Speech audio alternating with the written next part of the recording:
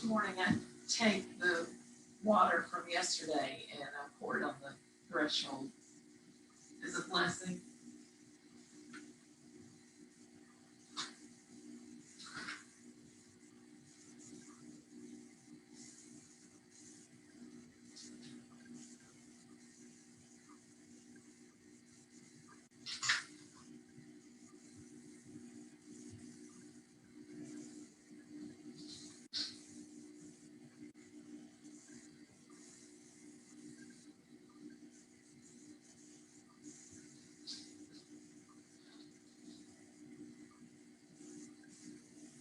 Dua Iti and Patep, welcome in peace.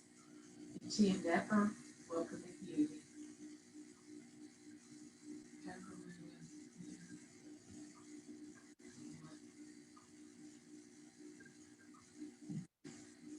Lift my wings in the beauty of the morning. Eyes restored. As above, so below. We open the way.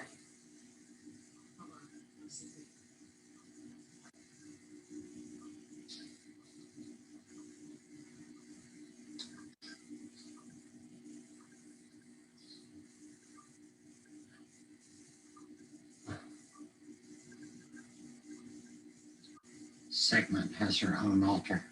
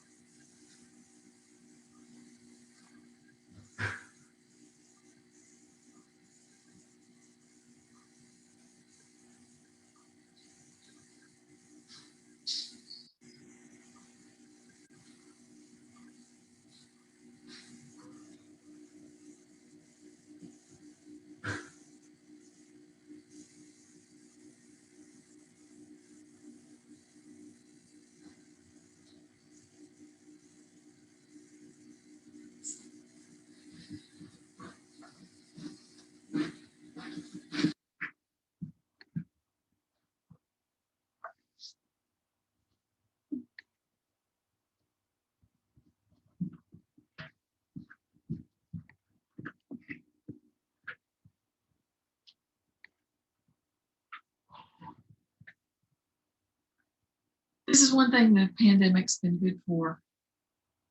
I've finally gotten in a regular habit of a little devotional every morning. Mm-hmm. Segments on the little table in the dining room. The segment that arrived for Christmas. She's on the throne. She's very regal looking.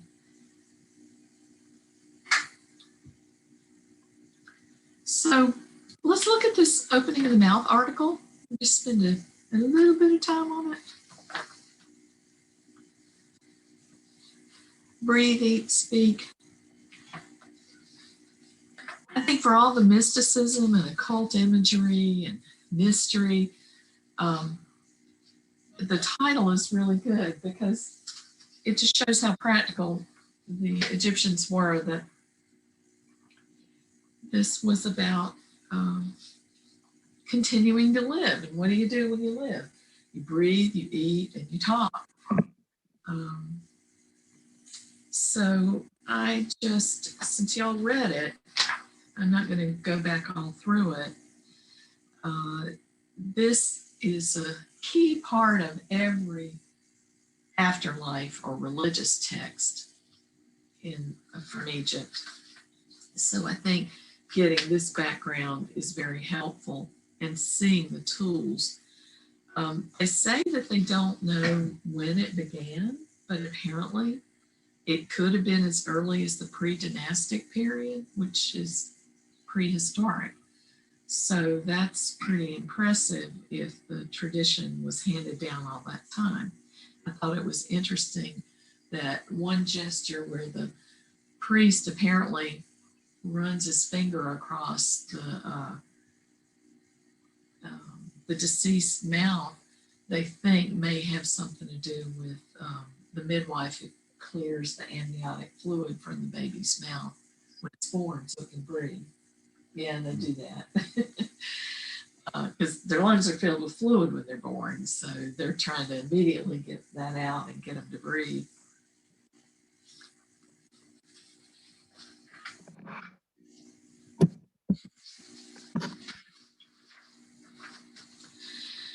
One thing I noted on the page with all the tools lined up, not the set of them, but the one that has one that looks like a phallus at the bottom, sort of, that the writer notes that once they got to the tomb with the mummy, they would set it up on a little mound of sand. So remember the primeval mound that Ra emerges from in first time as a Bennu bird, and they think that that may be where the original imagery of the pyramid came from. But you've got a lot of these visual references are key to understanding Egyptian texts.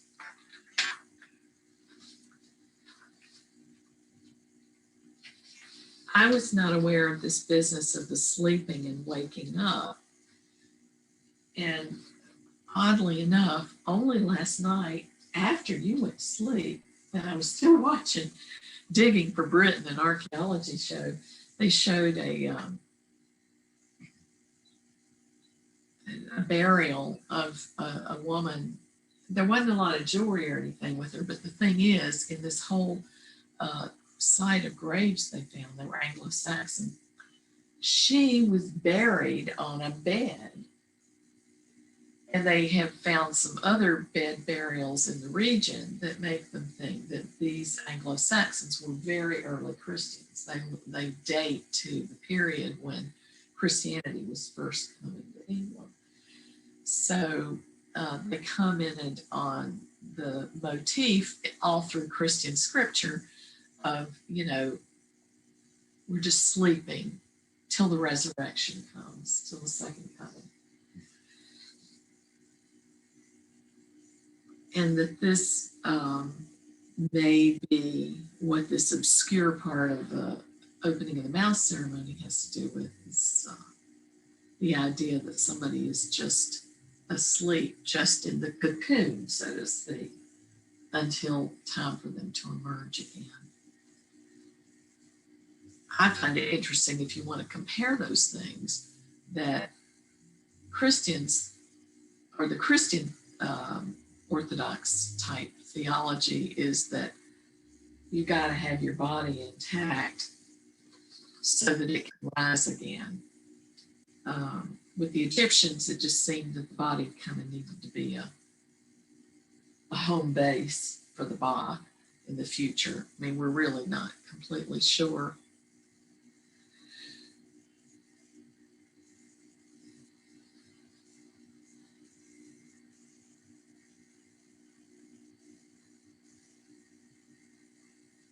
Well, I have something marked here, and I'm trying to think why.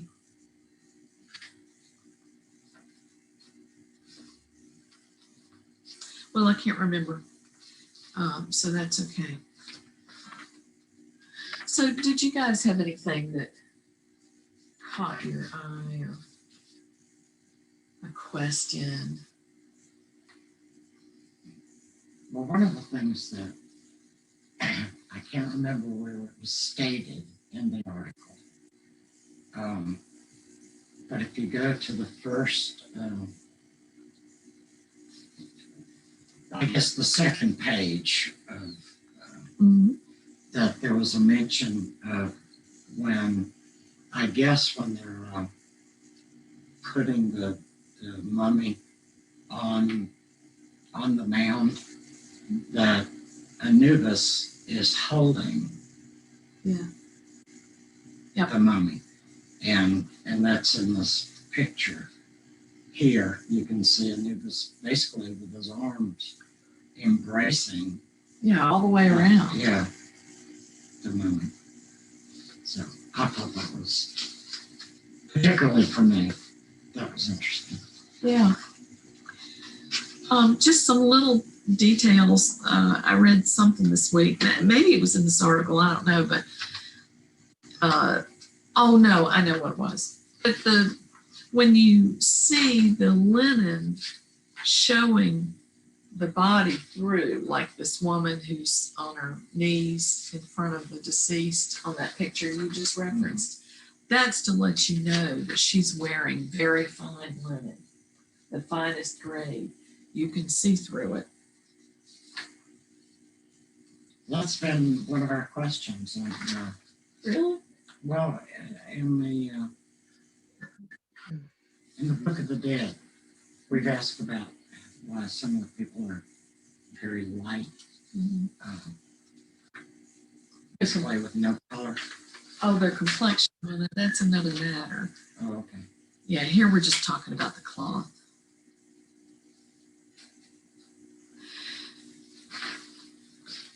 But even their complexion is lighter. Women and men are depicted in different colors.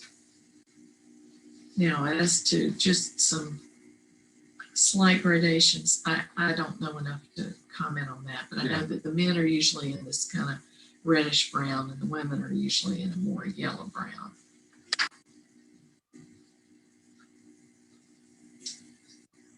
And by the way, this tool, this thing, the Setep tool, we have a crude like wood cutout of one of those back there, if we ever want to fix it up and use it.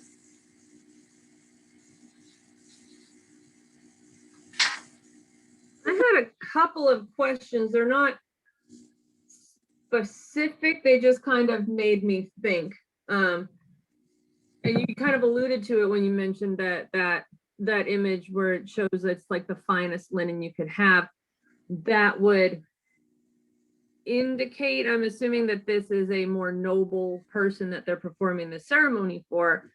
So my first question is, like, are these types of ceremonies seem very elaborate? Are they traditionally only performed for more noble people, like just the, you know, the guy that worked 7-Eleven, you know, like he wouldn't have something? No, because for one thing, the mourners who are weeping and wailing, some of them are going to be paid, professional mourners, and Okay. They didn't even do this for anybody. Nobody expected that they lived after they died for several dynasties. So I don't know, hundreds and hundreds of years. This was all to ensure that the king got there. So my other question is, we read so much and we study so much, and there's so much stuff like this, like the opening of the mouth ceremony for when someone is deceased, to help them transition from life into death. Because, you know, it even says in the article, like, death is an obstacle that has to be overcome. And that kind of lodged in my brain, like, yeah, they see it as like this obstacle that has to be overcome because so that they can be happy in the afterlife. Are there any kinds of rituals like the opposite of that when someone is born? Do they help them transition from not being born to being born? Good question. I'll have to ask around, but I've never heard of one. Because it dawned on me when I was reading that. I was like, you know, you never hear about birth being an obstacle to overcome. Like, oh, how do you transition into life? It's just like, oh, well, you're here. You're fine. We'll take care of you. So, I mean, that's just it. It's like maybe there's like some transition that goes through on the other side with the ancestors or something. And then once you're here, it's like, okay, we've got you. They had to get you through. I don't know, but it just struck me that, like, yeah, you never would see, like, there's no ceremony for birth that I've ever heard of, and how kind of odd that is. We go through all this for death, but not for birth. Well, think about this. Up until maybe 150 years ago, you didn't even christen a baby until they were a year, 18 months, 2 years old, because probably up to half of them died. So they didn't even give them what they call their Christian name until then. There were gods associated with childbirth, and there were there are birthing bricks with symbols on them. And there are these things that look like boomerangs. I'm trying to think what they call them. They call them magic wands with lots of symbols on them that are placed near the mother when she's in labor. And there are certain gods that are associated with labor. One of them being Bess, who's a guy. Yeah, and I can never remember the other one, who's a female. So it definitely, I mean, you know, they called on the gods when they needed them, but as far as the coming of age or something, I don't know. Now, you will notice that there are small people in some pictures with this odd looking braid on the side of their head, actually kind of like Melissa came here with one time. The rest of the head shaved and then this thing. Do you remember that? That's called the side lock of youth. And boys had their hair like that. I can't remember if girls did or not. And when they, whatever time they thought they were ready to be considered not children anymore, they would shave that off. And then another ritual I know about, of course, a lot of stuff having to do, speaking of rites of passage rather than deity related things, the king had something called a hebsed after reigning for 30 years. And Heb is the word for festival, and I forgot what sed means, but it's basically this 3-day thing where they have to show feats of strength and they have to run all the way around the perimeter of some sacred precinct to show they're still, you know, manly men. And even Hatshepsut did this. They do sacrifices and ceremonies, and there's special clothes they put on them. And then after that first 30 years, which of course not everybody made it to, then I think they would do it again maybe every 3 years or something. But it was basically to, on the king's side, it was to recommit to that sacred role. And on the people's side, it was to see that your king hadn't gone the way of, who was it, George III, you know, and was still capable of ruling. As to your specific question, wouldn't you love to know? Love to know. That's one of those things, like, you had to be there. Wouldn't it be cool if we could time travel and we could be there?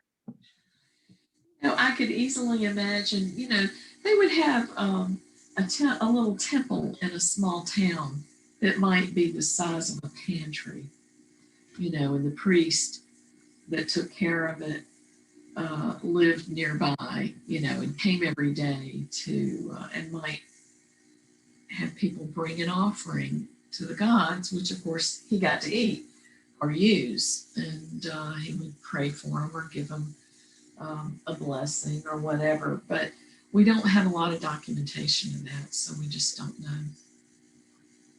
At least I don't know yet. Now, if you ever want to read something really interesting, Seti's Egypt, I think is the name of it. But there's a book by Seti that's a bunch of like little chapters of articles she wrote for some journal for a number of years, where she observed the folk customs in Egypt while she's living there, which was about the 50s until she died in the 80s. And it's fascinating because she said they just think this is what we do, or it's got to do with being Muslim or something like that. And she said those of us who study Egyptology immediately see that it's this, you know, they've obviously been doing it for thousands of years, but they just don't realize that.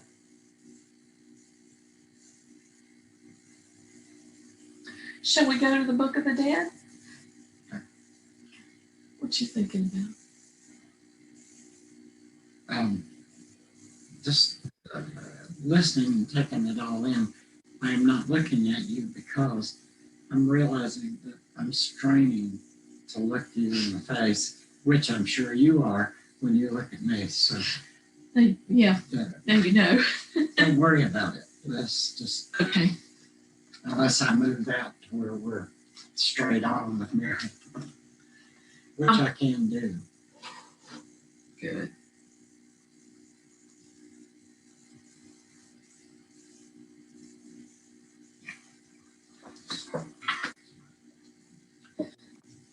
first to page 159 in the back, the role of Ra in the afterlife?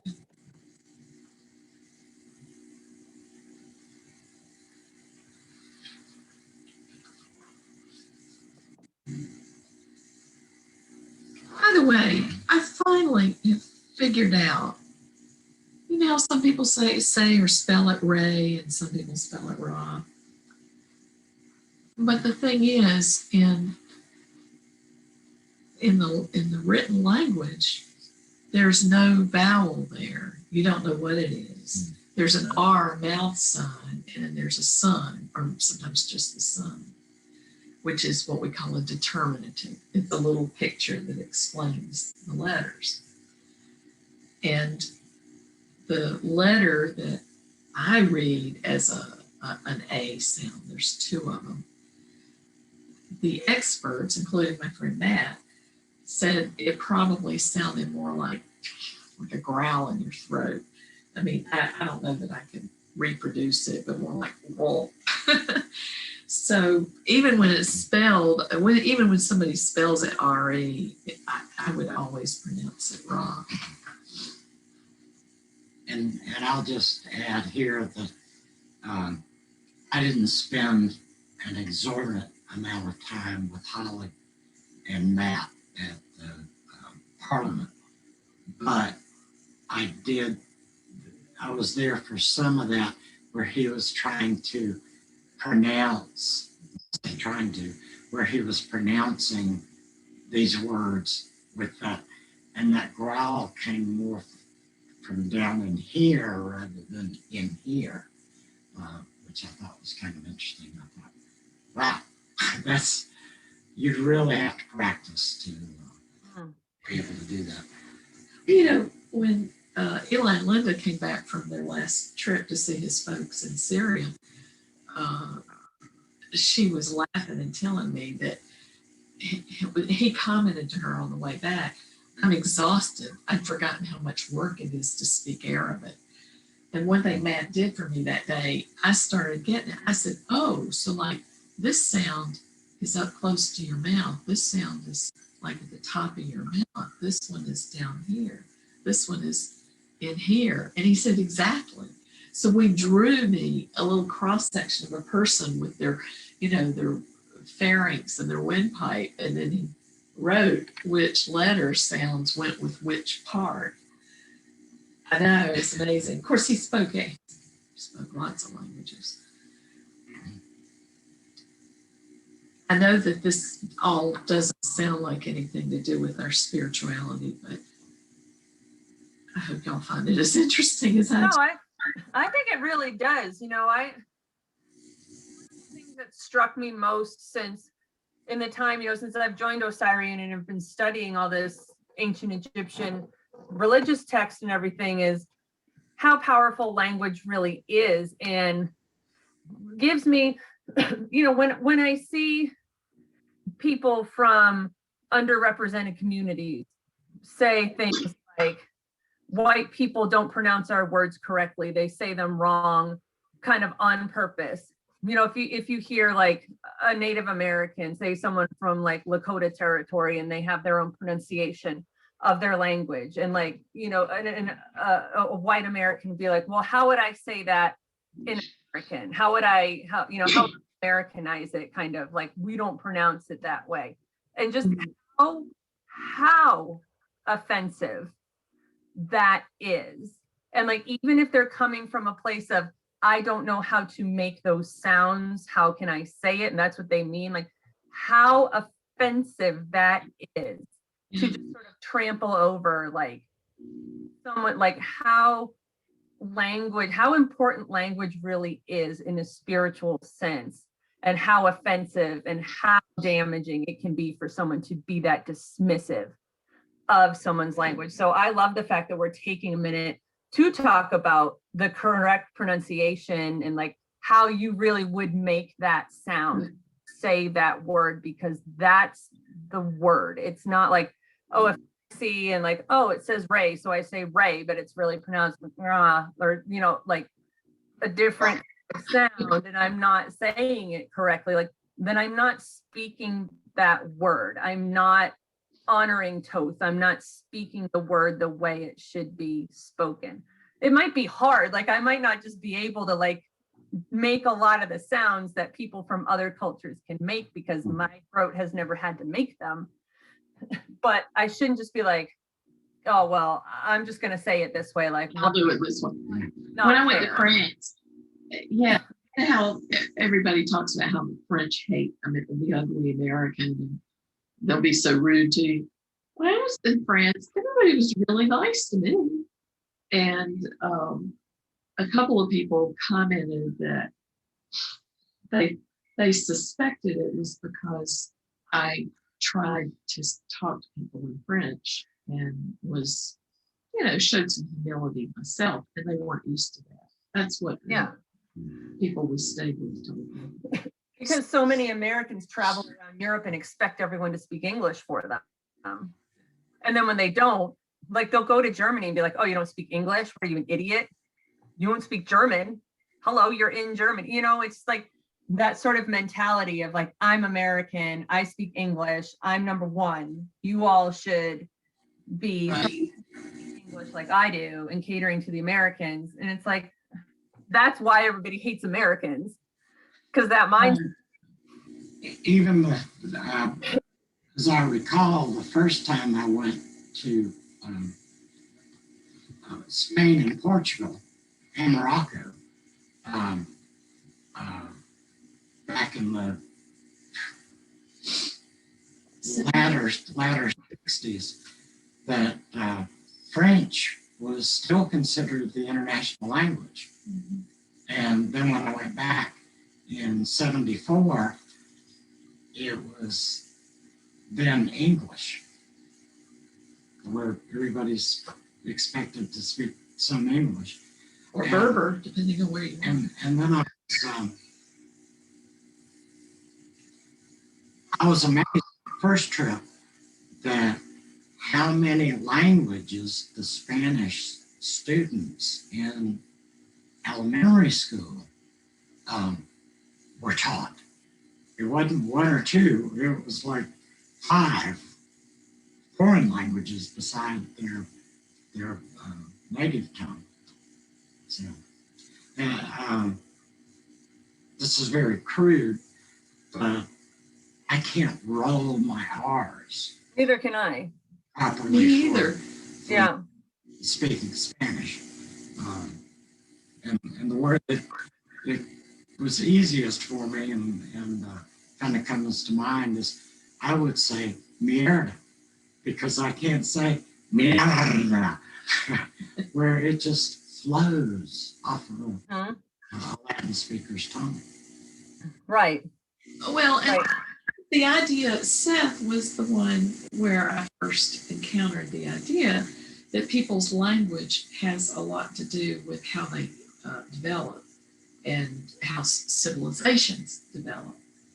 And I'll tell you, and we've read it in here and talked about it, I still don't really understand. But the more I read Egyptology, I bump into that same idea from time to time. But, in terms of our interest, the reason that Matt, besides obviously just loving it like I do, the reason he went back to get another PhD in the languages and was so particular about things being pronounced as much as we could tell the way they would have been in ancient times, that was a religious thing for him and for the Temple of Ra folks, that you address the gods in the way they were addressed for literally thousands of years. And the way I see that as an occultist, if you will, is that set in place energetic patterns. And when we make some attempt to understand the symbolism and reproduce the language and understand it, I think we're getting ourselves closer to being in those patterns and maybe having the same benefit with spirituality. Well, okay, so Ra, we now know how to pronounce his name. Do we? I should say, they base these assumptions about how things would have been pronounced on modern day Coptic. And because we have Coptic is written in hieratic, which is where a lot of these texts come from. They're in hieratic, they're not in hieroglyphs. Some of the stories in particular, letters and things. So they can study Coptic, in fact, most Egyptologists apparently do, and then have a better idea of the meaning and grammar, as well as the pronunciation of things. I know, who knew? So what jumped out for you guys in here?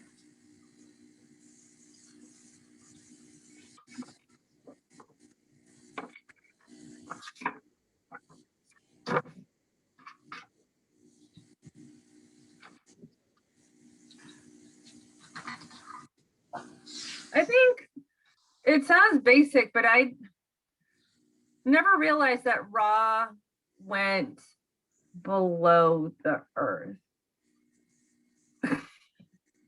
You know, it seemed to be like he was like the sky. And then Osiris was below. It just never really dawned on me, like, even though as much ritual as we've done of like everything on a continuum, it just never dawned on me. Well, your teacher has been telling you that too, so forgive me, but I'm telling you, when you start, the Book of the Dead is just one. There's a lot of more, as they call it, mortuary or funerary texts. They get very complicated. Yeah. Well, I thought that the actual reading today, back in the text itself, has some interesting clarification on that. But yeah, that would make it seem even more urgent that you get him back up in the morning. Yeah. Yeah, it did. It like puts it in a whole new light. And like I said, it's like, how long have I known this without really realizing, wait a second, if he's down in the subterranean world, we better hustle and get him back up, or everything ends, the world ends. And like what the sense of urgency that creates is, it's not, because it always is kind of like, well, you know, the sun's going to rise in the morning. Yeah. Now it's like, now you understand, like, yeah, we know the sun's going to rise in the morning because we're going to do our part to make sure that the sun rises in the morning, and not rise in the morning, not because we're just going to sit there and expect it to rise for us, but we're going to get up and do our part in getting it to go in the morning. And that almost as though we play a part in that. Yeah. You know, we are part of this universe, this everything that exists. We're not just passive guests watching everything happen to us. We are active participants in it. Which takes us back to the Temple of the Cosmos studies that we did. Yeah. One of the things that came, I don't know, it was almost like a revelation to me, even though I've heard it how many years now, but the three major aspects of Ra. Mm-hmm. Ra, Khepri, and Atum. Mm-hmm. So kind of like the Sphinx riddle of what Ra walks on 4 legs, and then 2 legs, and then 3 legs. Oh, that's good. Yeah, and you know, some places like the reading for today, you can see that they were capable all the time of holding in mind that Ra was also Horus when he served in this role or did that, or he's Atum when he's old, or at the beginning of time. Yeah. I imagine too that these priests were like our monks, over centuries. People sit around in quiet, lonely spaces and think way too much. And so they were always elaborating and figuring out new ways to explain things or conceive of things. And we get slammed with all of this at one time. It's like, whoa, wait a minute. So I guess I feel like it's probably good for a Osireion to just take a little step at a time. It doesn't all have to mean something to us. It doesn't all have to mean the same thing. But it's helpful if we understand the language, both the visual and the written language. And Mary, I digress. But particularly for you,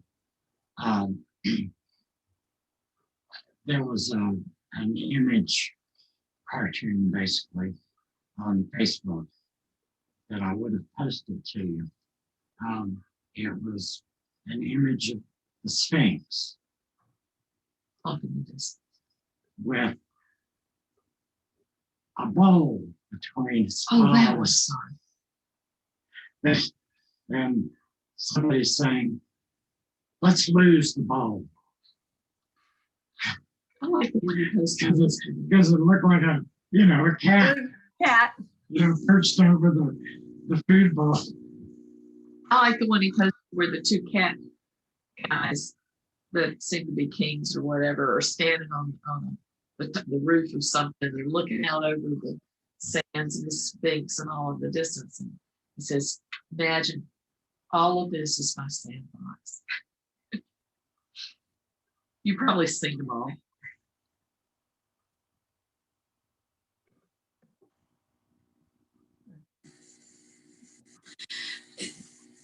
This journey through the afterlife, to me, is also very interesting if you put it in modern terms of like a novel writer or a movie script writer, that there's always this tension between good and bad, chaos and order, movement and stillness. There are all these oppositions that are always keeping things moving and given this like a narrative tension.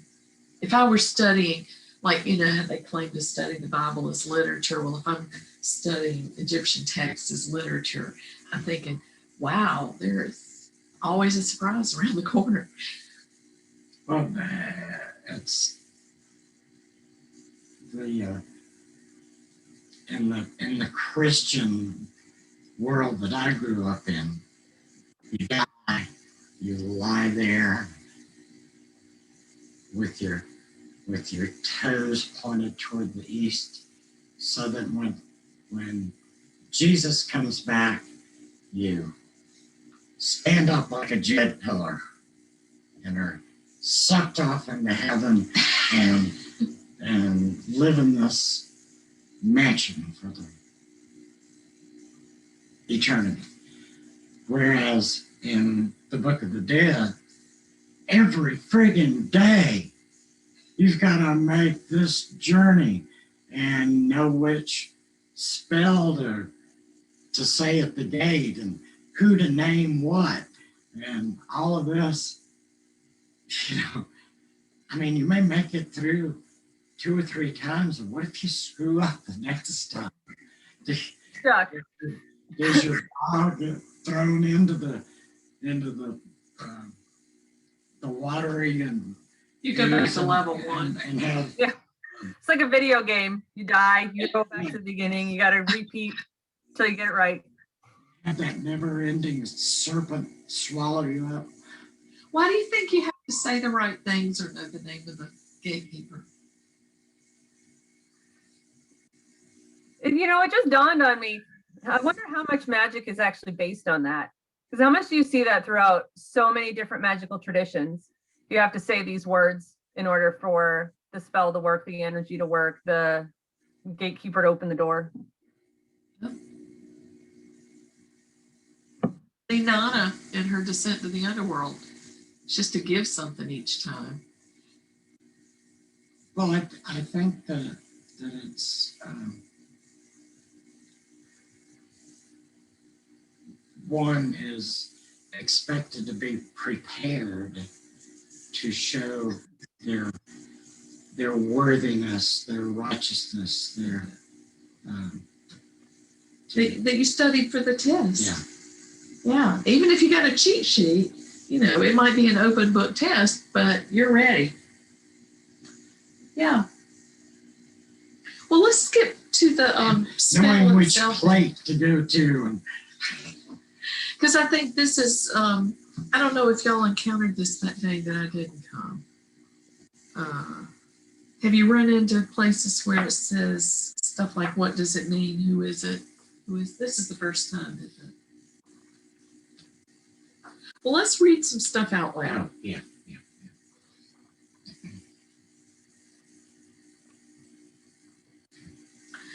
Here begin praises and recitations going in and out of the God's domain, having benefit in the beautiful West, being in the suite of Osiris, resting at the food table of Wen-Nefer, going out into the day, taking any shape in which he desires to be, playing at Senate, which remembers a game, sitting in a booth, and going forth as a living soul by the Osiris Ani after he has died.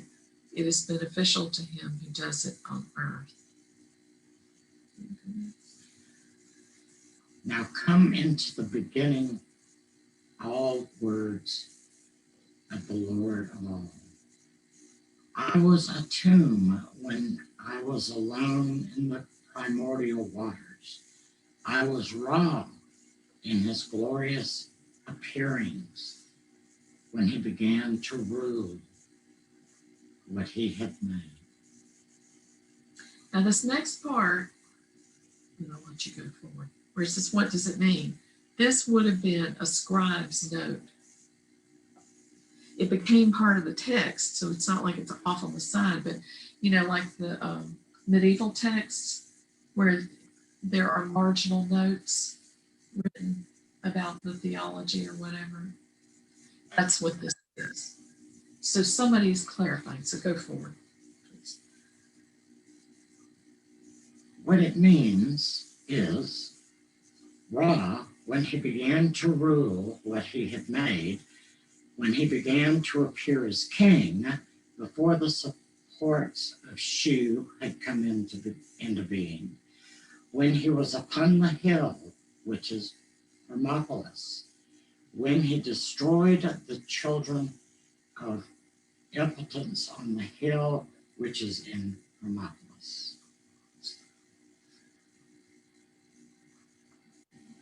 I am the great God, the self-created. Who is it? The great God, the self-created, is water. He is Nun, father of the gods. Otherwise said, he is Ra. He who created his names, Lord of the Ennead. Who is he? It is Ra who created his names and his members. It means the coming into existence of those gods who are in his shrine. I am he who is not opposed among the gods. Who is he? He is a tomb who is in his sun disk. Otherwise said, he is Ra when he rises in the eastern horizon of the sky. Okay, let's stop there. So learned from these explanations. And you kind of alluded to it before, Clyde. The different forms of Ra.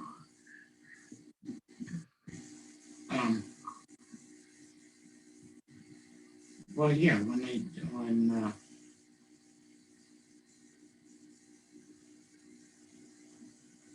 for instance, in rising as Kepler, and then changing form, traveling across the sky, and then changing form again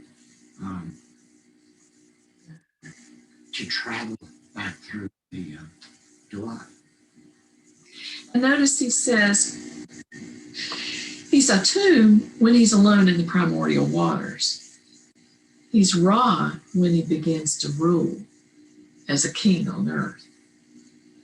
Because remember, he ruled here, and then he got disgusted by everything and went away up into the sky. So then all the other gods came and said, you got to do something about these humans. They're just a mess.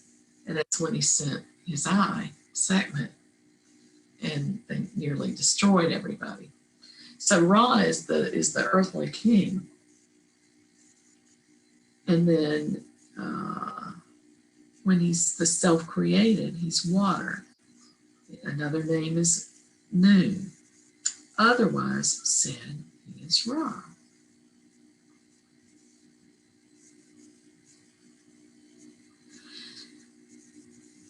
He who created his names means the coming into existence of those gods who are in his suite, or I would say in his group, you know.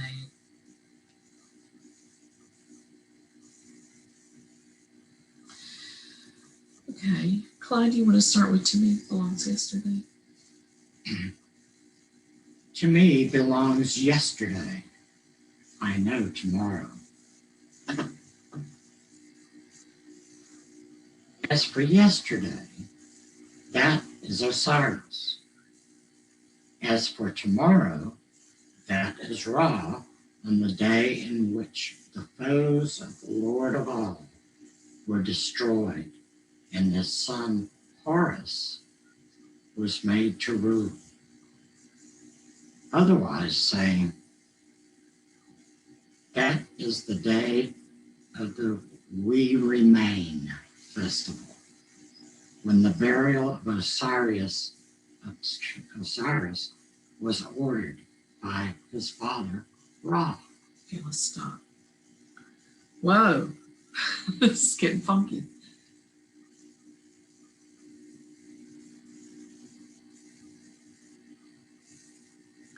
So now Horus is Ra's son. He's also said to be Osiris's son. Sometimes I've seen this as the older Horus and the younger Horus.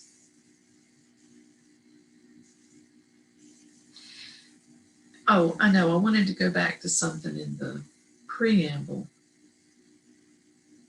Going forth as a living soul by the Osiris Ani, that's the deceased who commissioned this text, after he has died. It doesn't say that he's going to have a bodily resurrection.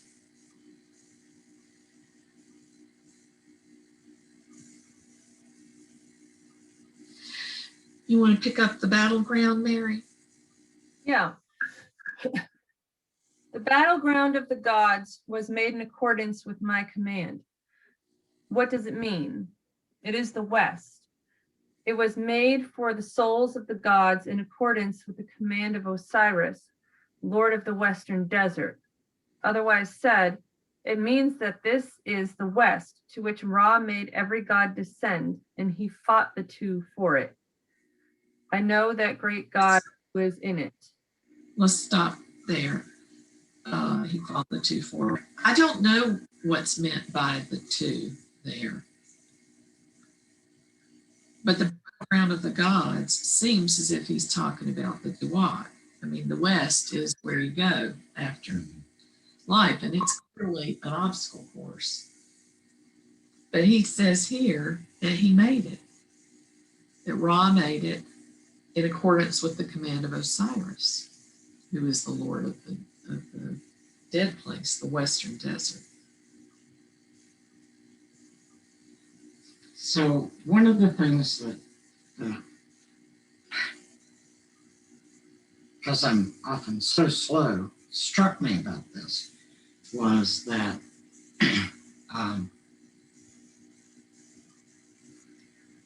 in reading left to right, reading words or instructions, left to right,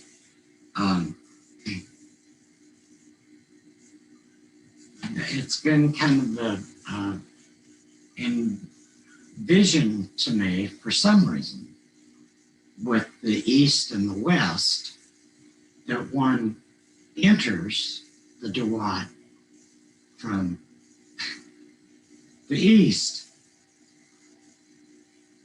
and travels toward the west. Maybe it's because I live in the east. I don't know. That's just been my visual concept. And it wasn't until reading this yesterday that I went, boom, it's the other way around. Okay. Yeah, you enter at sunset, travel towards sunrise when you Sunrise. come back again. Yep. It's circular. I'm telling you.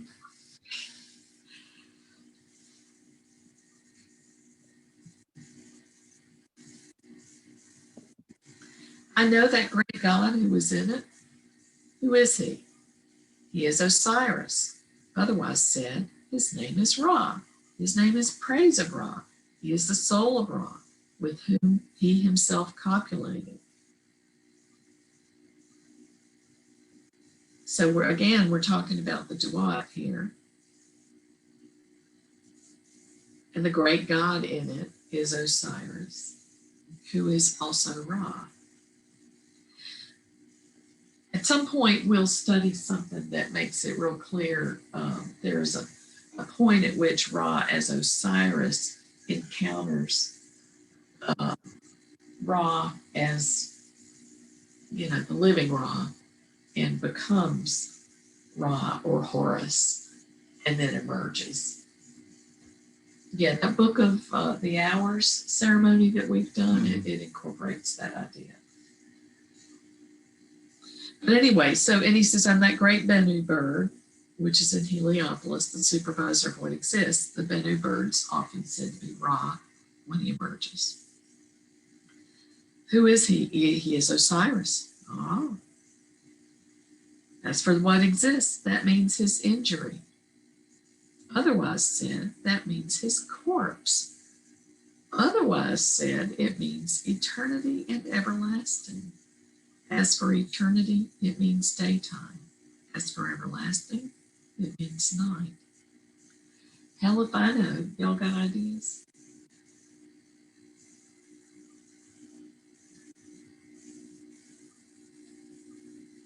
Well, the only thing that I can even kind of guess at least in our culture, is that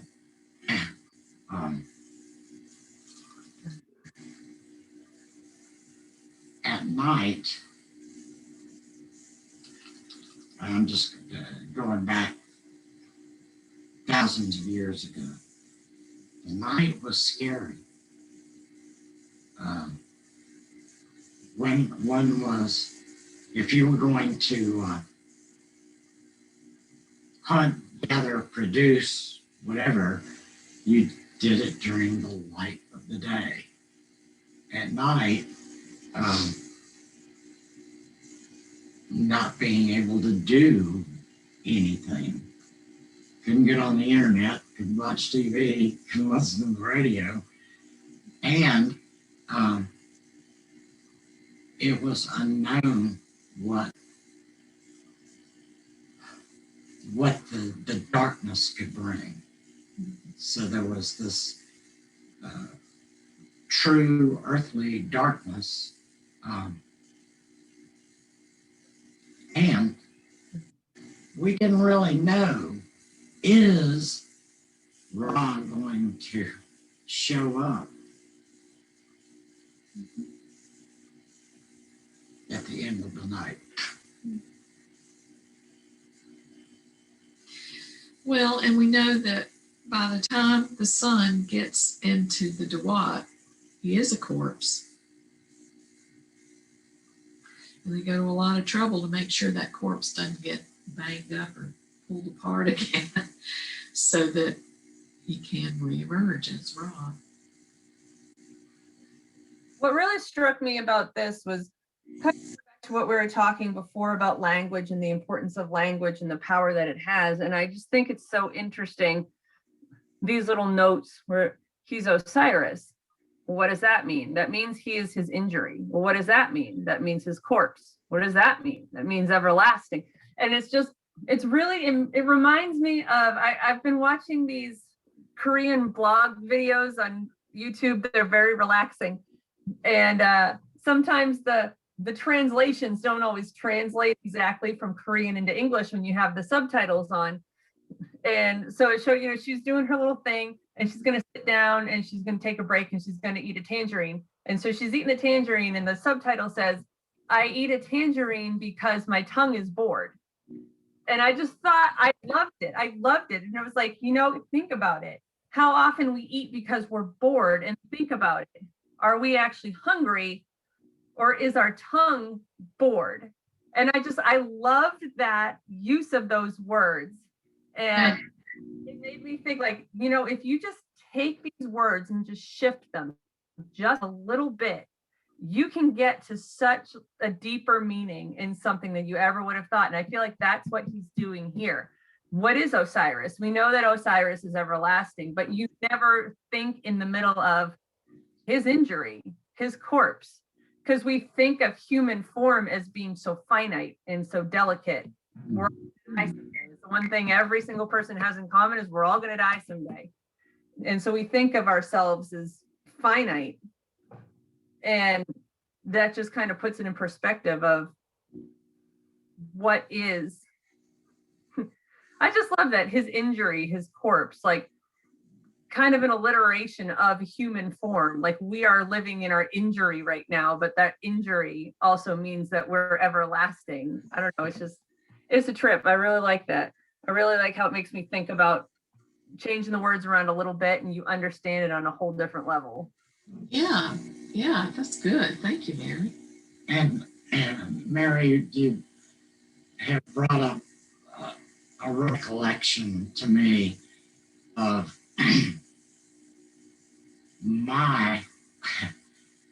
what I had come to as my conclusion at one time about, quote, everlasting life, is one has everlasting life as long as they are remembered. Have you ever seen the movie Coco? Yeah. It's a Pixar movie, Coco. That's the premise of the movie, is that it's based on like a Mexican kind of belief system, and how when you die and you go into the afterlife, that you'll remain in the afterlife as long as there are people on earth who remember you.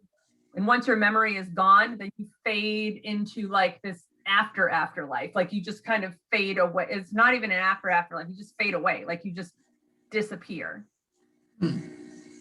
Because no one remembers you anymore. And that's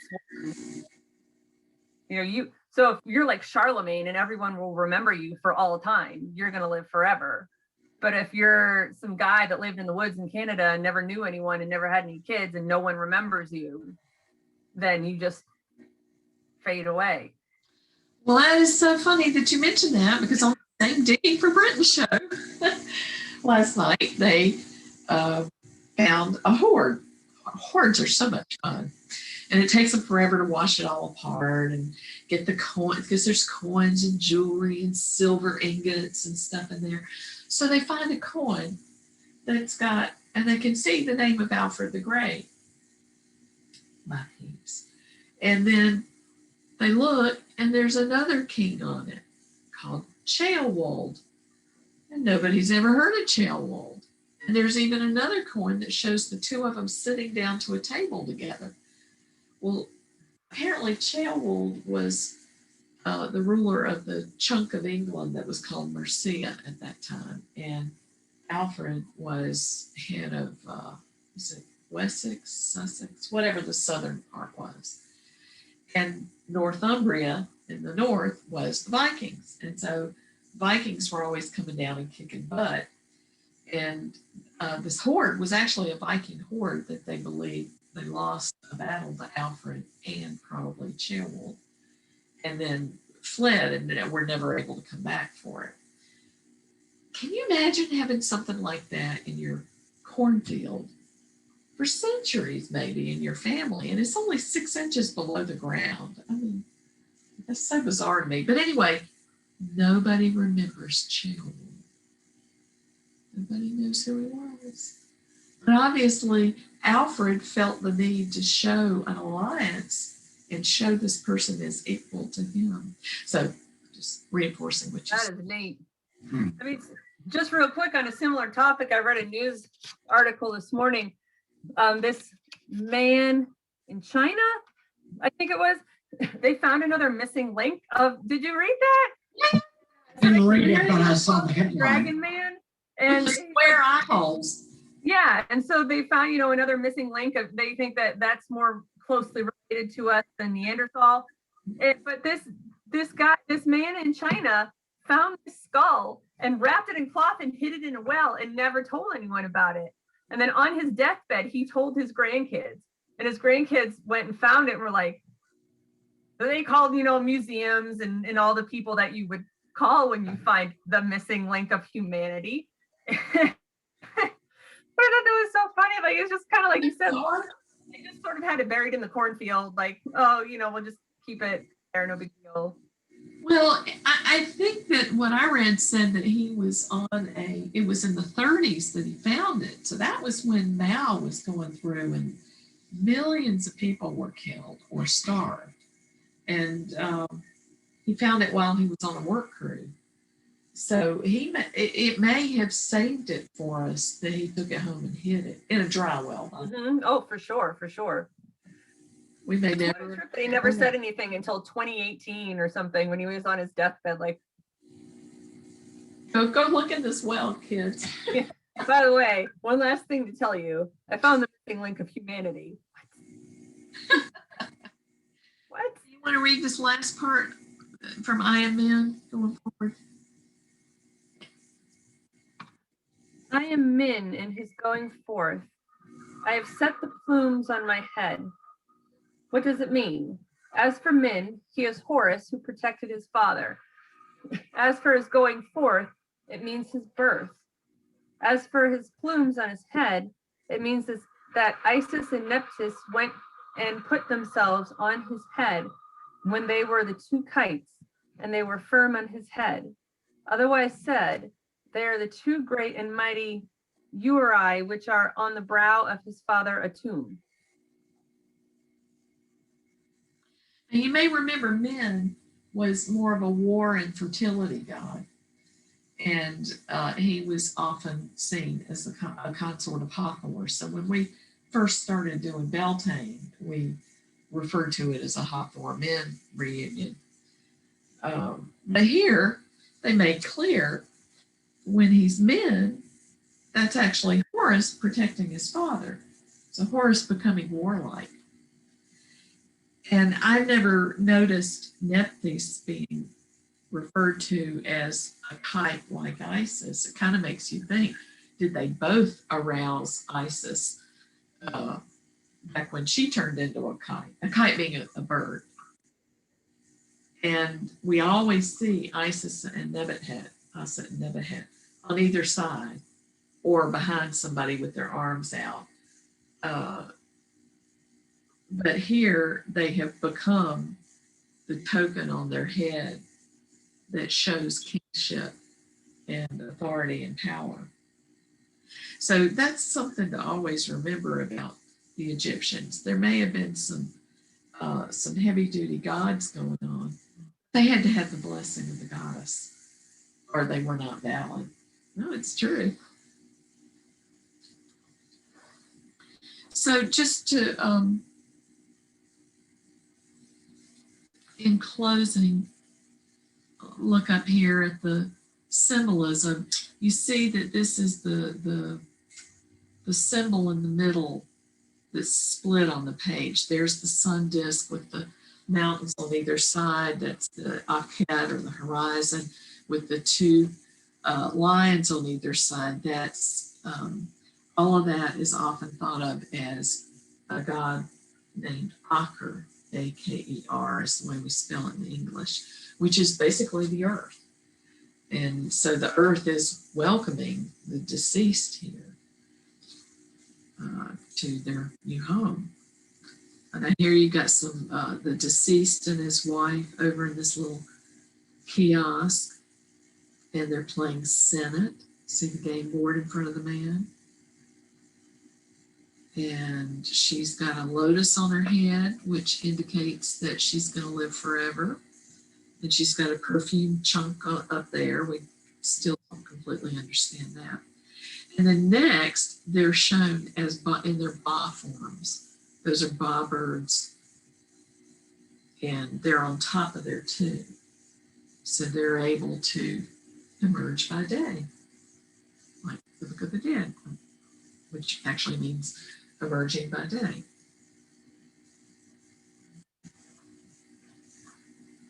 And then on the other side, you see that stork kind of thing. That's the Bennu bird. And then you've got some birds over here who, do you recognize the symbols on their heads on either side of us of the mummy there? I don't. Mary, do you? I do, but I can't name them. On the left, whenever you see that throne with a T at the end, if it's being spelled out, that is Isis. Yes. She's got the throne on her head. And so who's the other one with the water? That'd be nice. Yeah. So Aset and Nebuchadnezzar are on either side of Osiris, Ani here. And he's got all his tomb furnishings and everything. Another symbol I'll point out above Aker, that long thing with the pointy stuff at either end. You almost don't notice it, it's so simple. That's the hieroglyph for the sky, Pet.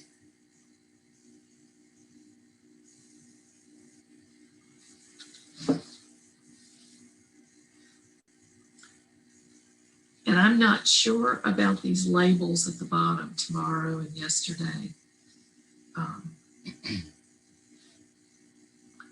He says, to me belongs tomorrow, I know tomorrow. Oh, to me belongs yesterday, I know tomorrow. I'm not sure what that's about. I'd have to read some decent commentary. What I took it to mean, yesterday, it shows him as Osiris, as when he's deceased. And then tomorrow, as sort of when he's gone through everything and is ready to. Good. Yeah, because the Bennu bird indicates resurrection. So that would make sense if we're reading from right to left. Yeah, thank you, Mary. And you would read this stuff from right to left because remember, you look into the faces of anything that has a face. And you look into the face and read from there. Well, so I think our next time together is July 11th. Let's read, we'll do plates 8A and B, which are, it also says chapter 17 continued.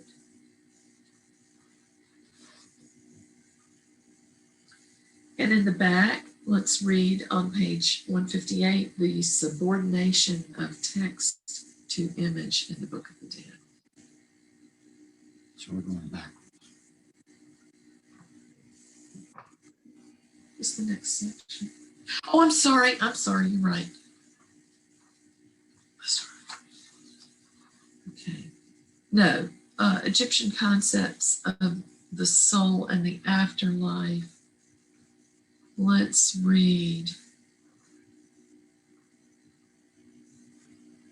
just the part on 160. There's like half a sentence on 161. In other words, stop at the importance of the corpse. So it's Okay. section.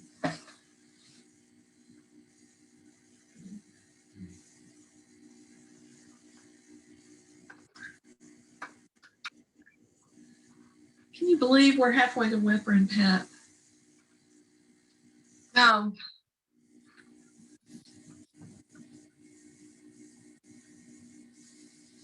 It would be nice to be able to have people over them. I had wanted to do that for summer. Anyway, we did have a nice, I thought our ceremony 2 weeks ago was nice. Yeah. I did. So, We y'all, got to play dress up and everything. Yeah. I gotta have a potty break before we say goodbye.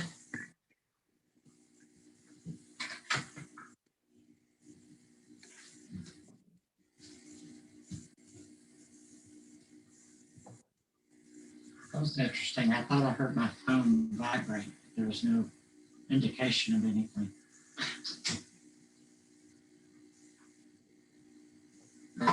Perhaps that was raw. Could have been. Disguised as a roach. Yeah. You know, it's really interesting.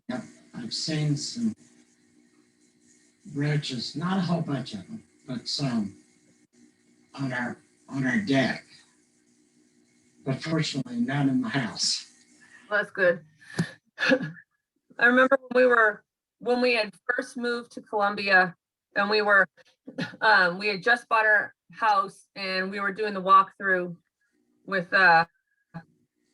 whoever that guy is, and he went up into the attic space and he checked, and so he moved the little thing, and the home inspector, that's what he's called. And when he moved the little thing to go up into the attic space, a little tile, there was like this giant, I mean, I'm from the Northeast. We have bugs this big in the Northeast. And the cockroach, the size of my face, crawled out of this hole. And I'm like, we're not living here. We are not living here. I'm not living here. And he's looking at me like, what's wrong with you? I said, there's a giant cockroach just crawled out of the ceiling. He's like, it's just a water bug. Like, it was no big deal, and just like moved it aside and went up. And, you know, we found out later, like, it's not a matter of if